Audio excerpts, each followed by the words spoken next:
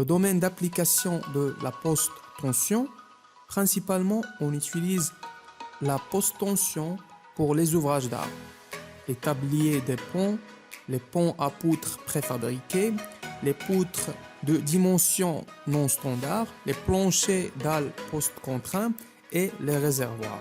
Ici, on a un exemple d'une poutre préfabriquée en béton précontraint par post-tension.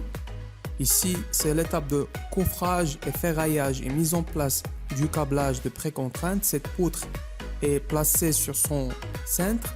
C'est une poutre d'un pont secondaire faisant partie d'un projet principal à rebond. On voit ici une première famille des câbles et une deuxième famille des câbles. Après, on a la mise en tension des câbles de la précontrainte après durcissement du béton en prenant appui sur la poutre.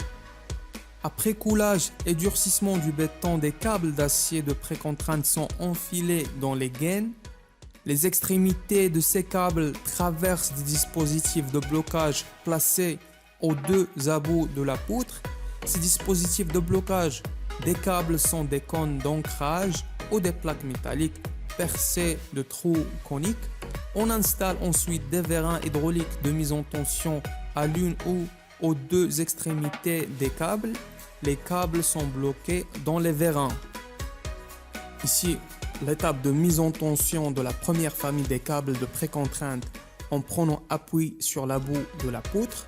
Cette opération est conduite avant la mise en place de la poutre sur les appuis du pont, c'est-à-dire avant la mobilisation de son poids propre.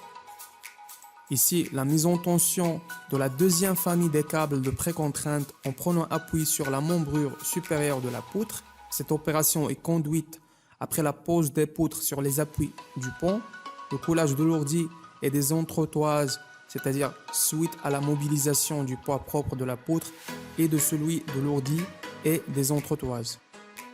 Les câbles sont mis en tension à l'aide des vérins qui reprennent appui sur le béton de la poutre. Lorsque la tension et l'allongement désiré sont obtenus, on bloque les câbles avec les dispositifs installés aux abouts de la poutre. La tension des câbles se reporte sur le béton de la poutre et le comprime. Cette compression provoque le raccourcissement de la partie inférieure de la poutre, engendrant une cambrure de l'ensemble vers le haut. La poutre repose sur ses extrémités et les vérins sont ensuite démontés. Les excédents de câbles couplés et le vide des gaines injectés sous pression avec du coulis de ciment pour protéger les câbles contre la corrosion. Comportement d'une poutre en béton précontraint. Plus la charge augmente, plus la cambrure diminue. Plus la charge augmente, plus la compression dans la partie inférieure de la poutre diminue. Avec l'augmentation des charges, la cambrure peut même se transformer en une légère incurvation vers le bas. Aussi longtemps qu'il subsiste une compression dans la partie inférieure de la poutre, aucune fissure n'apparaît. La poutre en béton précontraint reprend sa position initiale lorsqu'on supprime les charges appliquées, comme l'arc du chasseur lorsque la flèche est tirée. Le béton précontraint a un comportement élastique. Matériel nécessaire pour la réalisation de précontraintes. Les gaines, ce sont des conduites métalliques ou plastiques constituées de fouillards de 0,4 à 0,6 mm enroulées en spirale. Elles serviront à maintenir et protéger les câbles de précontrainte après le bétonnage. Elles doivent être étanches, souples et doivent assurer une bonne adhérence avec le béton et le coulis d'injection. L'ancrage actif, c'est sur lui que s'appuient les vérins lors de la mise en tension. Il sert à bloquer le câble à l'extrémité par laquelle la mise en tension doit être effectuée et assurer le transfert de l'effort de précontrainte au béton. Elle est composée de une plaque d'ancrage,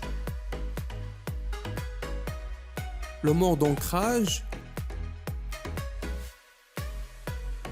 la plaque d'appui.